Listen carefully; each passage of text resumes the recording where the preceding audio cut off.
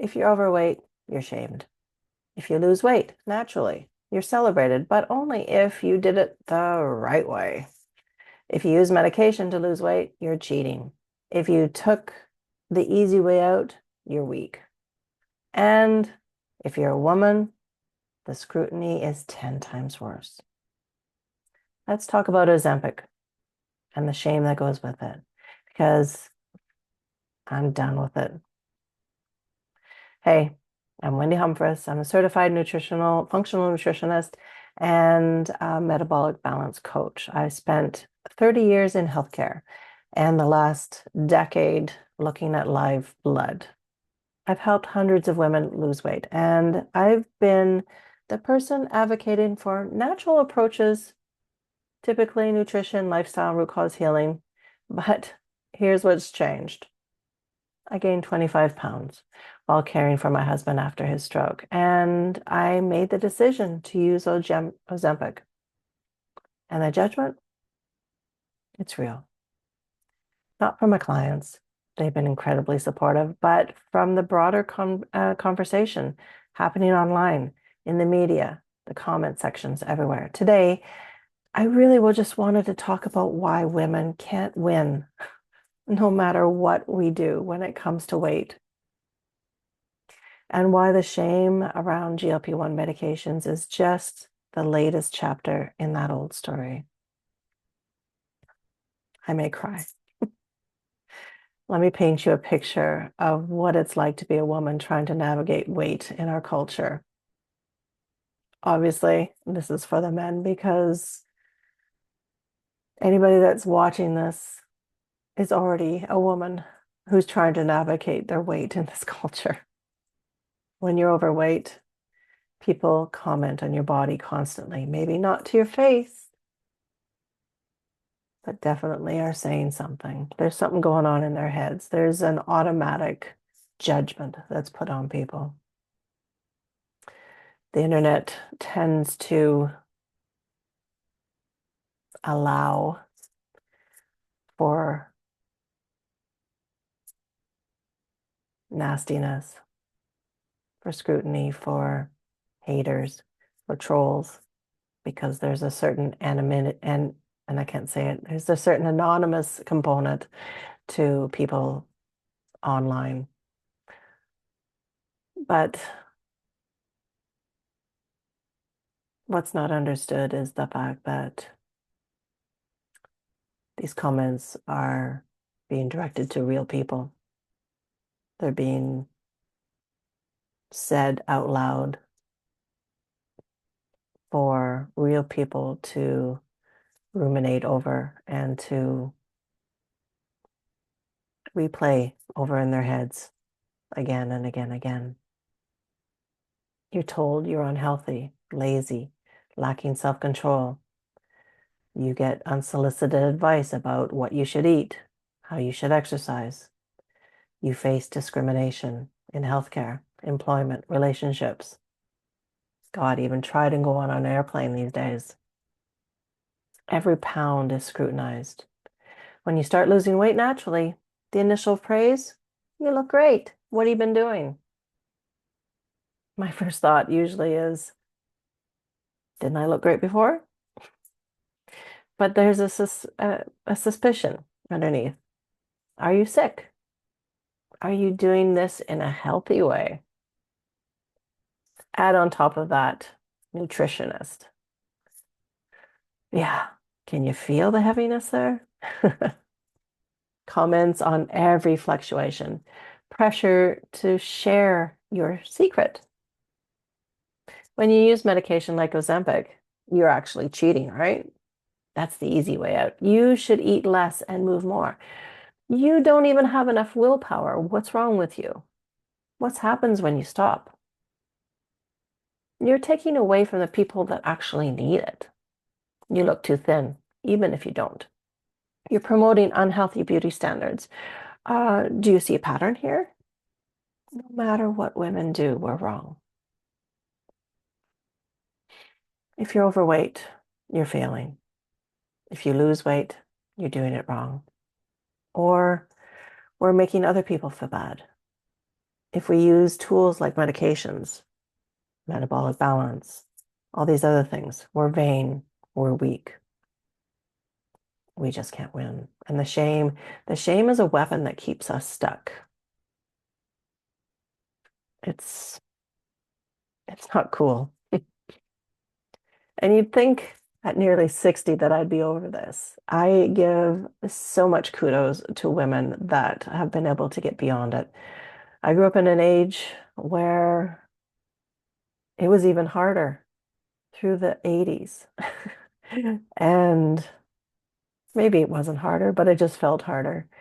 And you'd think that with age that it got easier, but it hasn't, because now I compare myself to what I see on TikTok and Instagram, these 60 and 70 and 80-year-old women that are kicking ass in the gym and doing everything right. Again, just imperfect presentations of where we should be. So let's talk about the double standard that nobody wants to address. Why is it acceptable to use medication for literally every other health condition, but weight is different?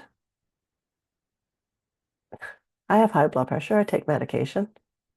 Nobody says that I'm cheating at cardiovascular health. I often thought that maybe I was a little bit because I tried everything under the sun naturally and it wouldn't come down. So I started taking medication. If you have diabetes, you take insulin, right? Nobody says that you should have more willpower with your pancreas. If you have depression, you take antidepressants. Nobody says that you're taking the easy way out of mental health. If you have asthma, you use an inhaler. Nobody judges you for not just breathing harder. But weight is a little bit different. Weight is treated as a moral failing, a character flaw, a lack of discipline. Even though we know scientifically, definitively, that obesity is a complex metabolic condition influenced by hormones, genetics, gut health, stress, sleep, trauma, medications, inflammation, insulin resistance, and a dozen other factors. And I'm going to throw in a big one, stress, just because of my own journey recently. None of these factors actually have anything to do with willpower. And yet, when someone uses medication to address metabolic dysfunction, they're accused of being lazy. Why? Because we still believe deep down that thin equals virtuous and fat equals failure.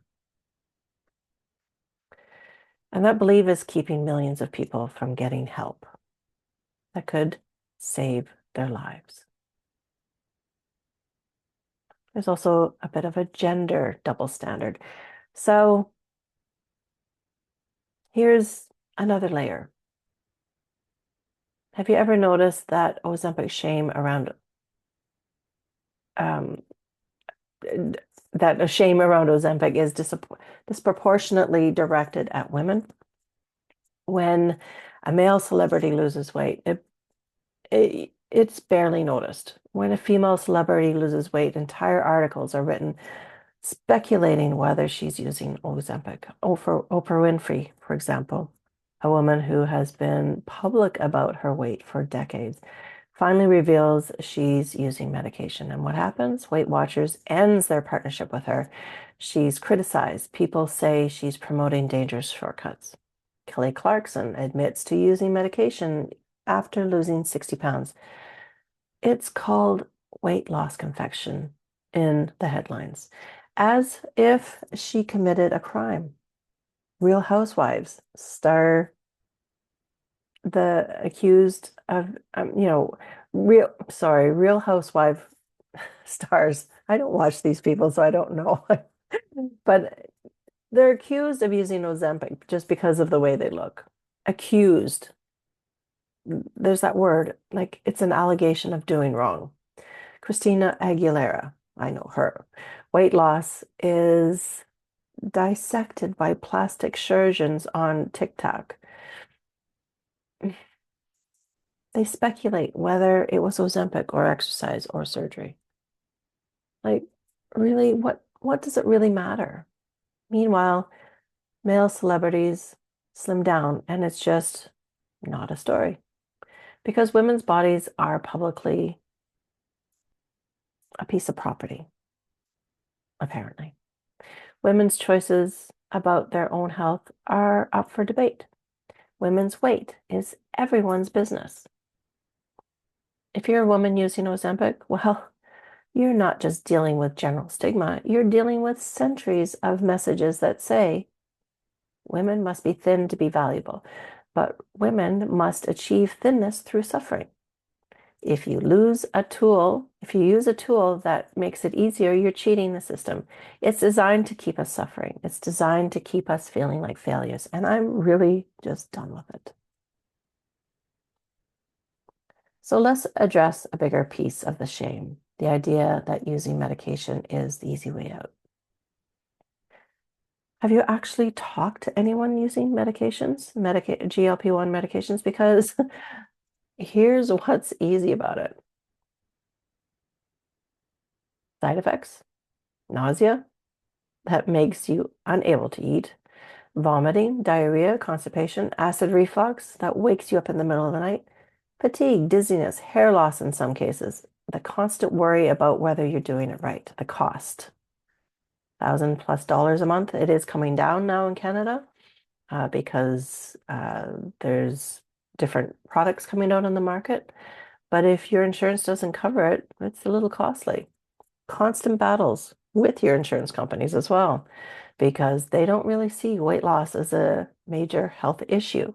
It's your fault. So you should do something about it, right? Shortages and supply issues, sacrificing other things to afford the medication, the judgment, hiding it from your friends and family, feeling ashamed every time you inject, dealing with comments and speculation, being accused of taking it away from diabetics, the uncertainty, what happens when I stop? Am I going to gain it all back? Is this safe long term? Am I weak for needing this? Does any of this sound easy to you? People using GLP-1s aren't taking an easy way out. They're using a tool, often as a last resort, after trying everything else for years and decades. And they're doing it while dealing with massive stigma, judgment, and shame. It's not easy. I find that incredibly brave. But here's what really gets me about that spiral, that shame spiral. It's preventing people from getting the help that could save their lives.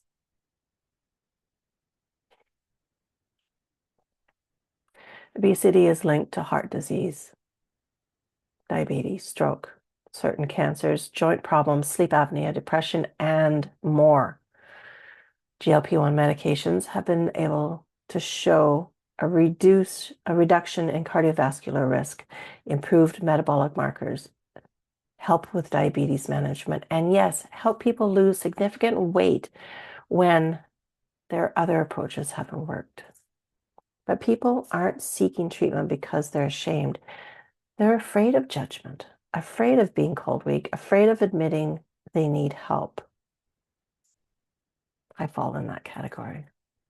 As a nutritionist, I should have known better, right? Yeah, well, life happens.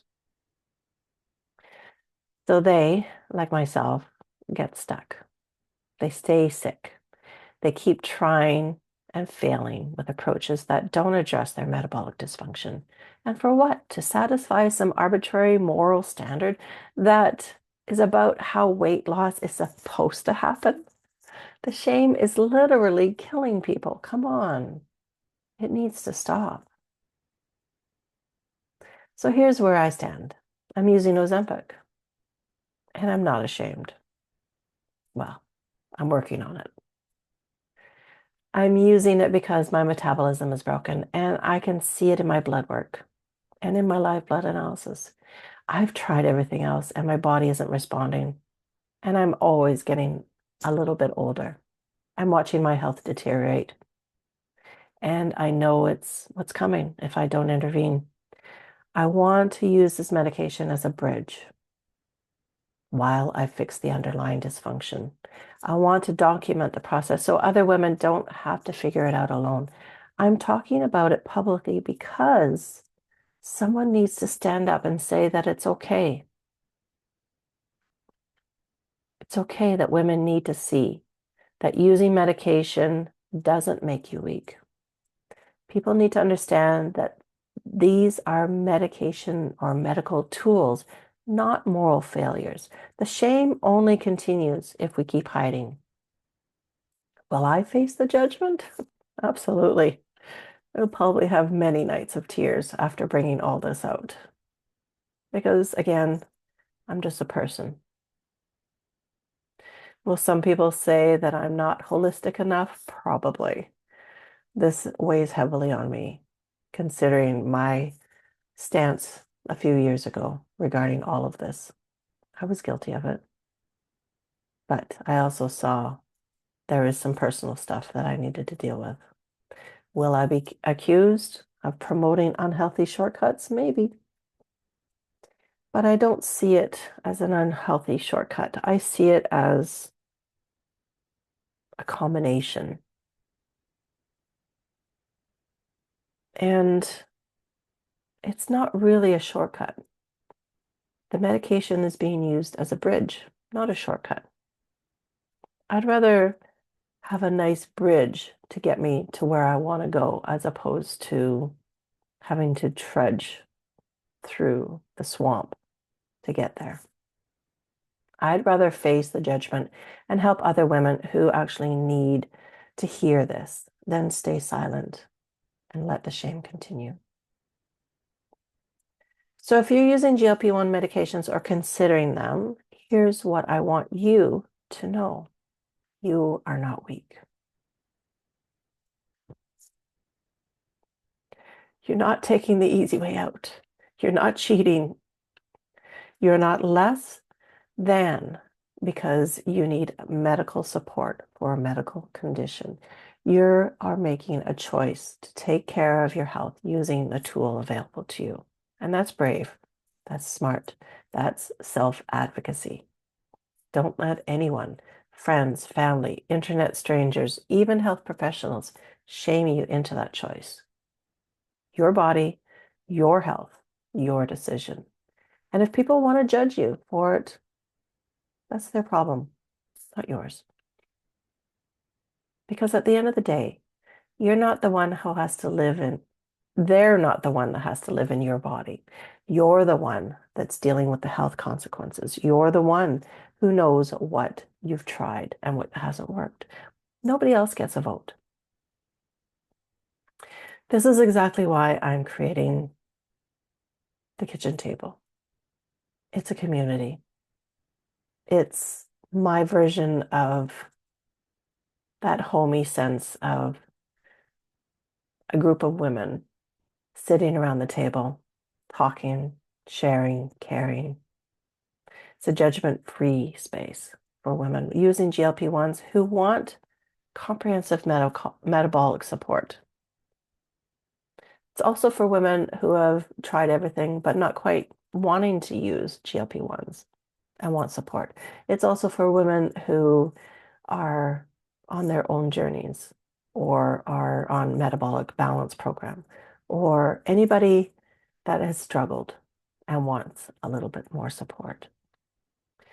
This is where we can talk openly about medication without shame, where we can get real answers about how to use these tools effectively, and where we can build the metabolic foundation that makes this sustainable so you can eventually come off of medications, where you don't have to hide or defend your choices. Just real support, real science, real results. The first 50 founding members get locked in at $27 a month for life, as long as their accounts are active. Links are going to be in the description below, and after that 51st, the prices are going up. We can't win if we keep playing by the rules designed to make us fail. So I'm done playing. I'm doing the work. I'm putting in the work that it needs to get to the end result that I want. I'm done playing. I'm using the tools that I need. I'm fixing my metabolism. I'm doing it publicly, and I'm creating a space where other women can do the same without shame, without judgment, without apology. If that resonates or any of this resonates with you, hit the subscribe button, please, or share with somebody that will love to hear this kind of information. I'm posting once or twice a week about metabolic health with real talk, GLP-1s, and what it actually takes to break free from the diet culture. Thanks for being here, and thanks for hearing me out today. Remember, be kind to everyone, especially yourself. I'll see you in the next one.